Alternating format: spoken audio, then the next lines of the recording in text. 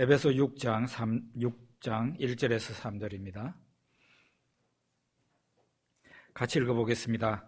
자녀들아, 주 안에서 너희 부모에게 순종하라. 이것이 옳으니라.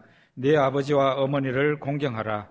이것은 약속이 있는 첫 계명이니 이로써 네가 잘되고 땅에서 장수하리라. 아멘. 어떤 불안당 같은 남자가 있었답니다.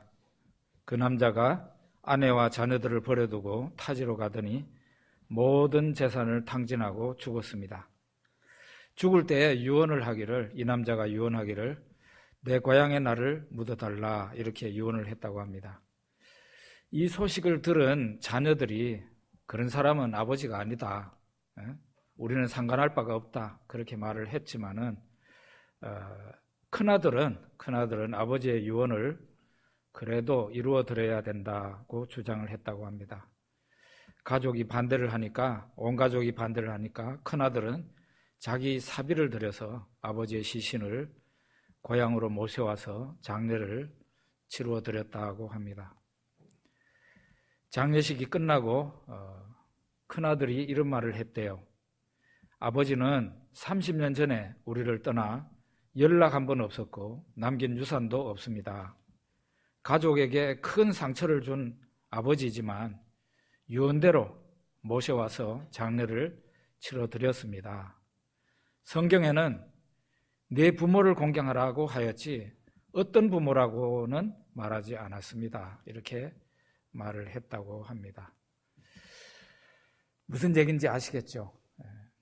좋은 부모에게 효도해야 된다는 게 아니라 부모님이면 무조건 부모 공경하고 효도해야 된다는 말씀이 성경에 있는 제5계명입니다. 1절에 자녀들아, 주 안에서 너희 부모에게 순종하라. 이것이 옳으니라 했습니다. 부모에게 순종하라고 했습니다. 어떤 순종인가? 좋은 예화가 있는데요. 예수님과 제자들이 갈릴리 바다를 배 타고 건너가고 있었는데 그때 예수님이 주무시고 계시는데 큰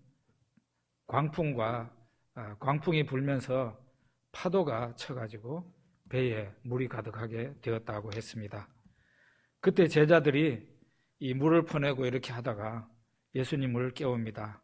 우리가 죽게 된 것을 돌아보지 아니하시나이까? 이렇게 하면서 예수님을 깨우니까 예수님이 일어나서 바람과 바다에게 명령을 했습니다. 잠잠하라, 고요하라, 이렇게 명령을 했어요. 그러자 바람과 바다가 아주 잔잔하여졌다고 나와 있습니다. 이 광경에 제자들이 놀라서 이런 말을 합니다. 저 사람이 누구이기에 바람과 바다도 순종하는가? 바람과 바다도 순종하는가? 이런 말을 했어요. 여기에서 바람과 바다가 예수님 앞에 순종한 것처럼 똑같은 말이에요. 네 부모에게 순종하라, 하나님께서 말씀을 하신 겁니다. 그러면 왜 부모에게 순종해야 되는가? 주 안에서라고 했습니다. 자녀들아, 주 안에서 너희 부모에게 순종하라. 주 안에서라고 그랬어요. 이 주 안에서라는 게 무슨 말입니까? 우리가 예수님을 믿는 사람이기 때문에, 주를 믿는 사람이기 때문에 부모님에게 순종해야 된다, 그런 뜻입니다. 부모 순종이 주님을 잘 믿는 일이라, 그 말이에요. 우리 다 알고 있는 바와 같이 이 세상의 모든 사람이 죄인이 되었습니다. 인간 생활 전반이 깨지고 상처받고 엉클어지고 파괴됐어요. 그러니까 가정도 완전히 망가진 게 죄 때문에 그런 겁니다. 그래서 오늘날 우리가 다 알고 있는 바지만 부모 자식 간에도 사랑과 효도가 무너졌습니다. 부모가 자식을 사랑하는 그 사랑이 깨끗하고 순전하다고 말을 하기 힘들 만큼 부모가 자식을 사랑하는 그 사랑이 많이 왜곡되고 상처를 받았습니다. 마찬가지로 자식이 부모에게 효도해야 되지만 그것도 역시 일그러지고 깨지고 파괴됐습니다. 그렇지만 우리는 어떤 사람입니까? 우리는 어떤 사람이에요? 주 예수님을 믿는 사람들입니다. 하나님의 사랑을 받은 사람들입니다. 우리 안에 하나님의 구원이 들어왔습니다. 우리 안에 하나님의 영 성령이 들어와 계시고 우리가 새로운 피조물이 되었다고 성경에서 말을 하고 있어요. 그러니 우리가 그런 사람이 되었으니 부모님에게 순종해야 된다고 말을 하는 겁니다. 또 하나의 이유가 있어요. 첫째로는 우리가 예수님을 믿는 사람이기 때문에 부모님에게 순종해야 된다. 또 하나의 이유가 있어요. 그게 뭔가 하면은 이것이 옳으니라 하는 말이 뒤에 붙어 있어요. 이것이 옳으니라. 이것이 옳다는 말은 효도라는 것을 꼭 예수 믿는 사람만 효도를 하는 게 아니라는 거예요. 이게 옳은 거라는 거예요. 옳다는 것이죠. 세상 사람들도 옳게 여기는 게 바로 부모에게 순종하고 부모를 공경하고 효도하는 거예요. 그래서 세상 사람들도 이것을 천륜이라 그럽니다. 천륜. 하늘이 명하신 윤리 도덕이다. 그런 얘기예요. 천륜이라는 말은 성경에서 나온 말이 아니에요. 우리 사회에서 하는 말입니다. 일반 사람들이 하는 말이에요. 그래서 천륜이라고 하는 것은 세상 모든 윤리 도덕 위에 그게 존재하는 윤리라고 해서 부모 공경은 세상 모든 윤리 도덕 위에 있는 거라는 거예요. 그래서 그걸 천륜이라고 하는 거예요. 만약에 이 천륜을 어기는 사람은 그 사람은 사람이 아니라는 얘기죠. 그래서 이 세상에서도 교회가 아닌 교회 밖에서도 부모에게 효도하고 이런 사람들한테 포상을 하고 사람들이 막 칭송을 하고 그러지 않습니까? 효도했다고. 그래서 부모님에게 순종하는 것이 옳은 일이라 그렇게 세상 사람들도 그것을 옳다고 하는 일이다 그런 얘기입니다. 자, 그러면 우리가 부모 순종을 어느 정도로 해야 되는 겁니까? 어느 정도 부모에게 순종해야 되는가? 골로새서 3장 20절에 보면 이런 말씀이 있어요. 자녀들아 모든 일에 부모에게 순종하라. 이는 주 안에서 기쁘게 하는 것이니라. 모든 일이라고 나와 있어요. 모든 일에 부모에게 순종하라. 이것이 주 안에서 기쁘게 하는 것이라. 모든 일이라고 했습니다. 부모 순종을 가려가면서 하라는 말이 성경에 없고 모든 일에 부모에게 순종하라. 그런 말을 하고 있어요. 부모님이 하는 말이라면은 내가 듣기에 틀린 말 같은데도 그 부모님 말씀을 들어야 된다. 이런 얘기예요.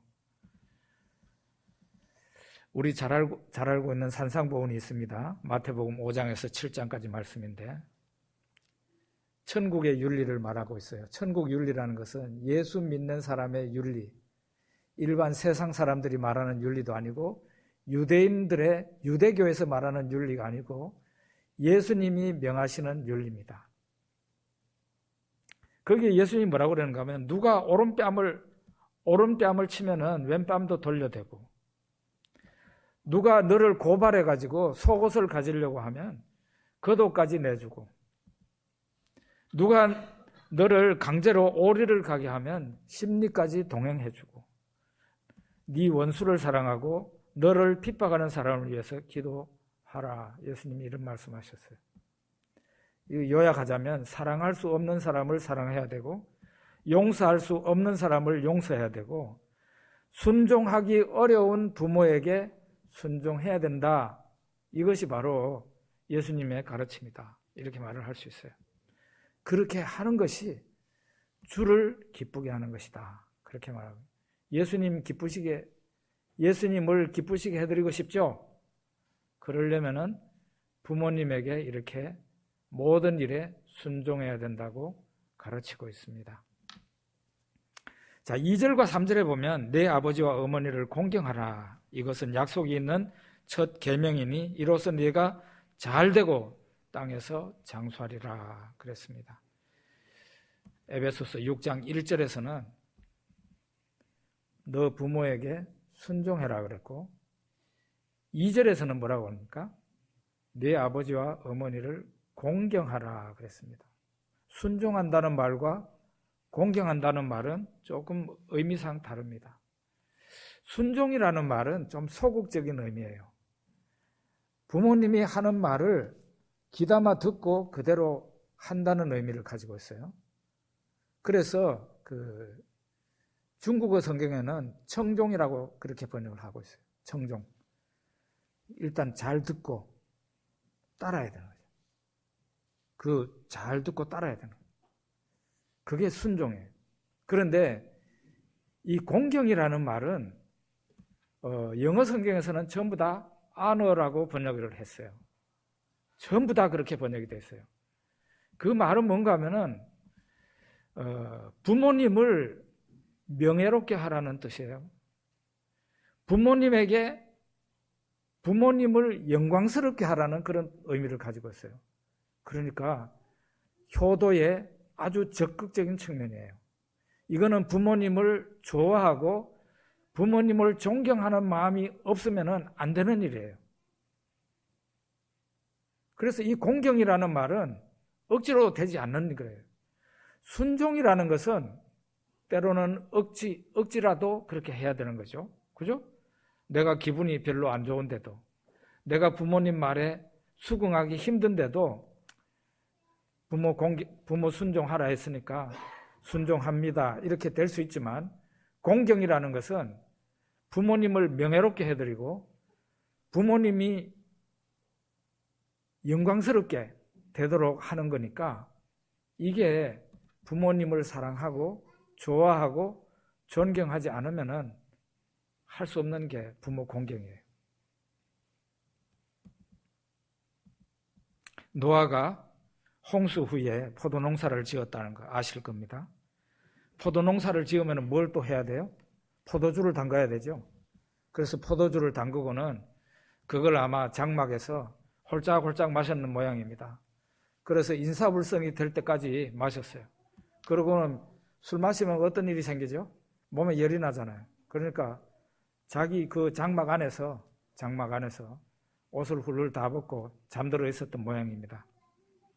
그런데 아버지가 이렇게 나체가 되어서 잠자고 있는 그 장막에 누구가 들어가는가 하면 둘째 아들 함이 들어갑니다. 들어가서 보니까 아버지가 완전히 나체 상태였어요. 둘째 아들 함이 아버지 장막에서 나와가지고 자기 형제들 셈하고 야벳한테 이 사실을 알립니다.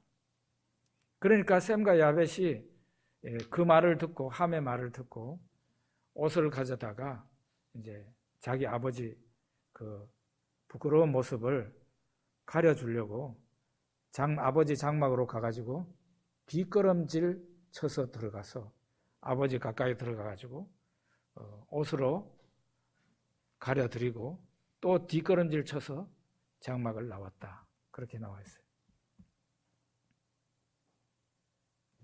셈과 야벳이 뒷걸음으로 장막에 들어가서 아버지의 벗은 몸을 옷으로 덮어드린 이 행동이 바로 부모 공경인 거예요. 부모 공경. 부모에게 분명히 큰 실수가 있었던 것이고 부끄러운 모습이죠. 부끄러운 모습이에요. 그런데 그 부모님이 부끄러운 짓을 했을 때 부끄러운 것을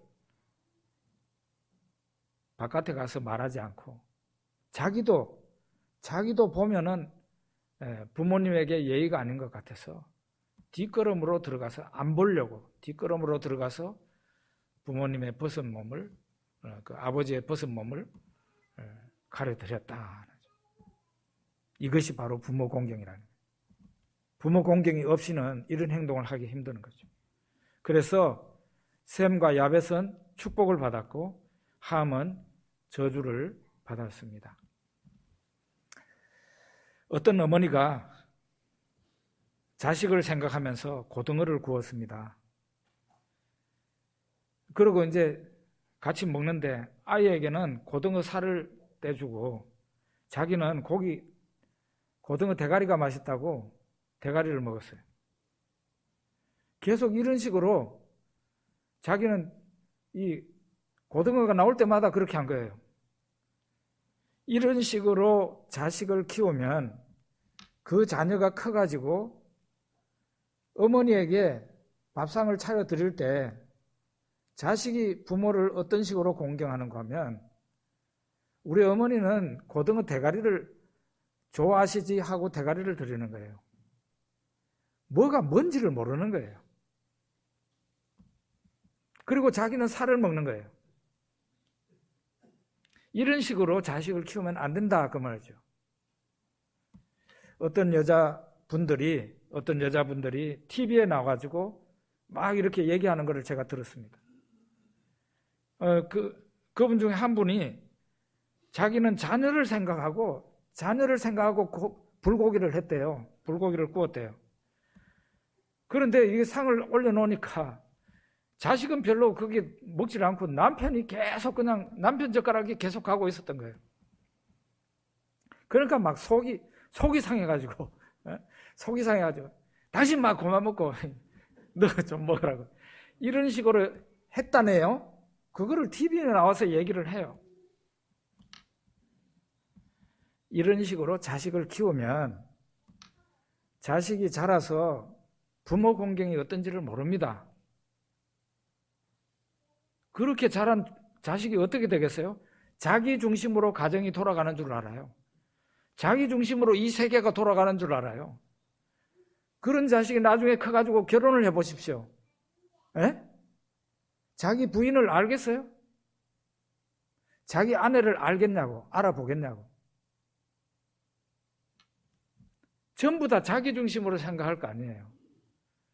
아주 자녀를 키워도 아주 잘못 키우는 거죠. 그렇게 좀 고기를 좀 충분히 굽는 게 좋아. 그러니까 남편이든 애든 좀 실컷 먹게 오랜만에 눈치 줄 게 뭐가 있어. 서럽게 말이야. 안 그래도 이 눈물 흘릴 나이가 됐는데 여보 당신 말이 고기 좀 그만 먹으라고 애 좀 먹게 이런 식으로 하면 안 된다. 그래서 우리는 어릴 때부터 부모를 알고 공경하도록 자녀를 잘 키워야 됩니다. 네 아버지와 어머니를 공경하라. 이것은 약속이 있는 첫 계명이니 이로써 네가 잘되고 땅에서 장수하리라 그랬어요. 이런 말 들어보셨어요? 9988234라고. 예? 9988234. 제가 9988까지는 잘 알고 있는데 234는 이번에 설교 준비하면서 제가 처음 봤습니다. 99세까지 팔팔하게 살고 이틀만 앓다가 사흘째 날 돌아가시는 거예요. 이게 9988234라네요.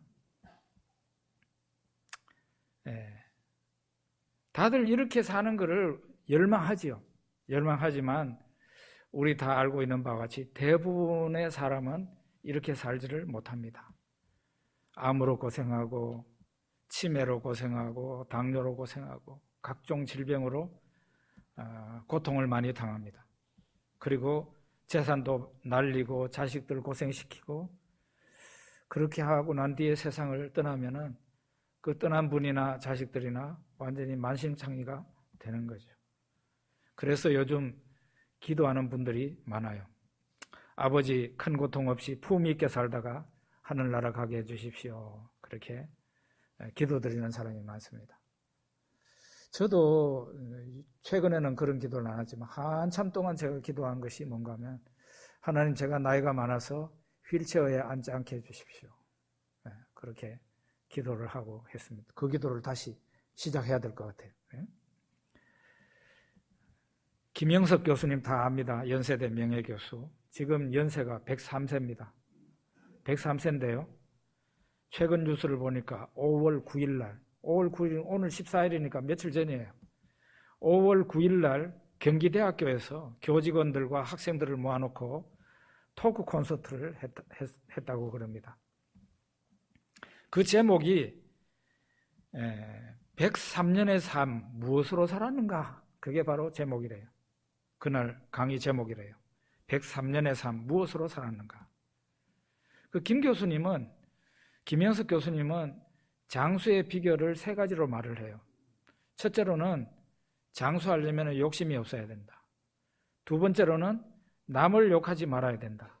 3번째, 자신에게 맞는 운동을 꾸준히 하는 것이 바로 그 열쇠다. 그렇게 얘기했어요. 저도 좀 잘 기억하려고 합니다.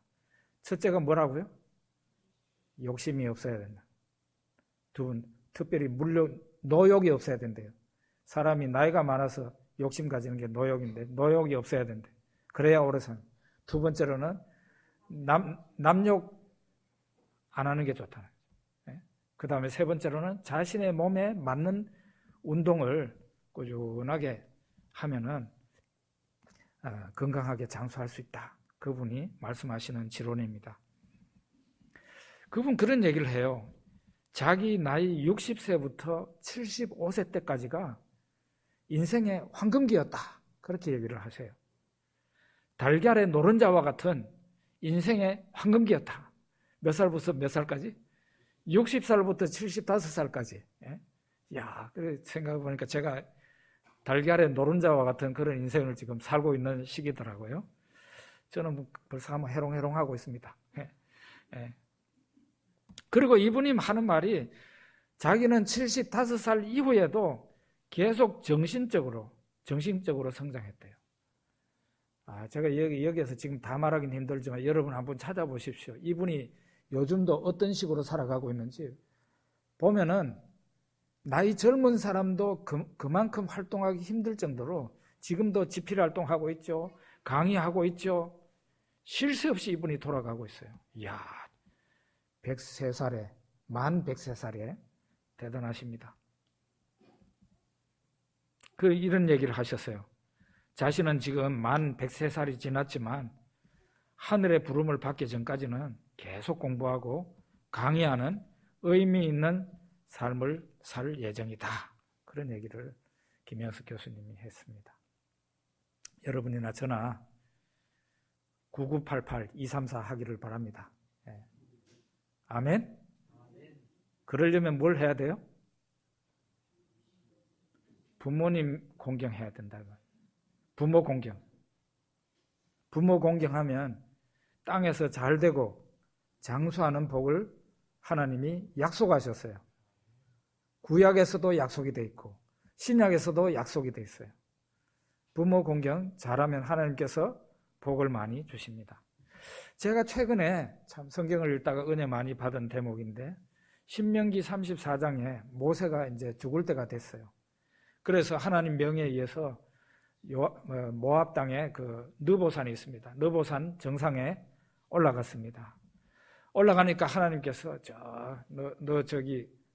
너의 백성이 들어갈 저 요단강 건너편을 한번 봐라. 그러니까 저 멀리까지 요단강 건너가 가지고 백성들이 차지할 땅을 보게 됐어요. 그래서 모세가 하나님께서 보라고 하시니까 봤습니다. 그런데 하나님께서 이런 말씀을 하세요. 이는 내가 아브라함과 이삭과 야곱에게 맹세하여 그의 후손에게 주리라 한 땅이라. 내가 너의 눈으로 보게 하였거니와 너는 그리로 들어가지 못하리라. 모세에게 이렇게 말을 해요. 내가 너한테 보여줬지만 너는 저 땅으로 들어갈 수 없다. 그런 말을 해요. 그렇게 해서 모세가 그 모압 땅 느보산 정상에서 자기는 가나안 땅에 들어가지 못하고 자기 백성들이 들어갈 그 땅을 바라보고 죽습니다. 죽는데 성경에 이렇게 말을 하고 있어요. 모세가 죽을 때 나이 120세였으나 그의 눈이 흐리지 아니하였고 기력이 쇠하지 아니하였더라. 이렇게 말합니다. 120살에 죽었는데 그때에도 그의 눈이 흐리지 아니하였고 기력이 쇠하지 않았다. 그런 말을 했어요. 저는 이 말씀을 제가 참 마음에 많이 와닿아서 최근에 건강이 좀 흔들리고 좀 그랬었죠. 그래서 하나님 앞에 기도를 했어요. 하나님, 제가 사명을 다할 때까지, 하늘나라 갈 때까지 참 모세처럼 눈이 흐리지 않고 기력이 쇠하지 않는 그런 삶을 살다가 어느 날 하나님께서 부르시면 호련히 가게 해 주십시오. 이런 기도를 했습니다. 120살에 죽은 그 모세가 그의 눈이 흐리지 않고 그의 기력이 쇠하지 않았다고 했는데, 우리도 사명 잘 감당하고 하나님 앞에 참 멋있는 그런 인생을 살다가 하나님 부르실 때 호련히 이 세상을 떠날 수 있는 그런 사람이 되게 해달라고 기도할 필요가 있을 것 같아요. 부모 공경하는 사람에게 땅에서 잘 되고 장수하는 복을 하나님께서 주신다고 약속하셨으니까 여러분과 제가 부모 공경 잘하고, 특별히 지금 우리 교회 어르신들 다 건강하시고 하루하루 복된 삶을 사시다가 하나님께서 부르실 때 세상에서 큰 고생하지 않고 영광스러운 저 하늘나라에 꼭 입성하시기를 주의 이름으로 축복합니다. 기도하겠습니다.